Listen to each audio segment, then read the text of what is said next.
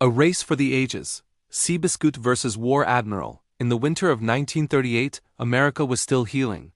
The Great Depression had taken jobs, homes, and hope from millions. People needed something, anything, that could remind them of strength, resilience, and the belief that the underdog could still rise. And that hope came galloping on 4 hooves, 2 horses, 2 worlds. One race that would become legend. On one side stood War Admiral, the regal son of man-o'-war, a Triple Crown winner, undefeated in major competition. He represented perfection breeding, power, and privilege. Owned by Samuel Riddle, War Admiral was everything the East Coast elite believed greatness should be. On the other side was Seabiscuit, small, crook-legged, overworked. Once dismissed as lazy and ordinary, Seabiscuit had raced dozens of times as a young horse with little success. He was cast aside by the racing world until he found the right hands. Trainer Tom Smith, jockey Red Pollard, and owner Charles Howard saw something no one else did: heart. Seabiscuit wasn't just running for trophies. He was running for every person who had been told they weren't good enough.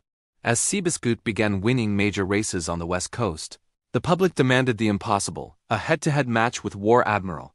East versus West, champion versus underdog. But the race almost never happened. Negotiations collapsed again and again. Injuries delayed plans. Critics mocked the idea, insisting War Admiral would dominate easily.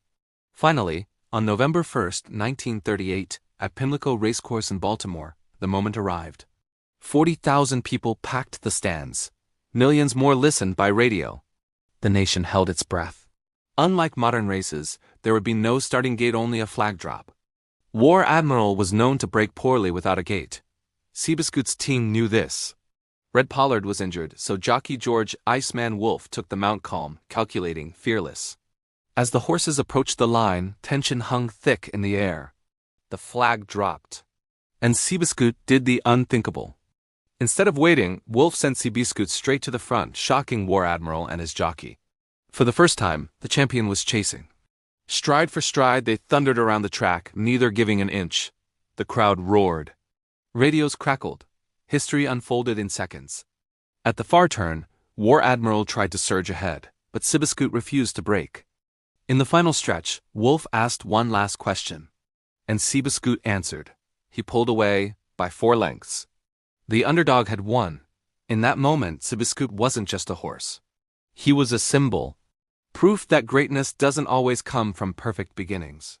Proof that heart can defeat heritage. America erupted. For people who had lost everything, Seabiscuit's victory meant something deeper. It meant resilience, it meant dignity. It meant that even after being beaten down, you could still rise and run your greatest race. The 1938 match race didn't just decide a champion, it gave a nation its hope back. And that is why Seabiscuit versus War Admiral will forever be remembered as the race for the ages.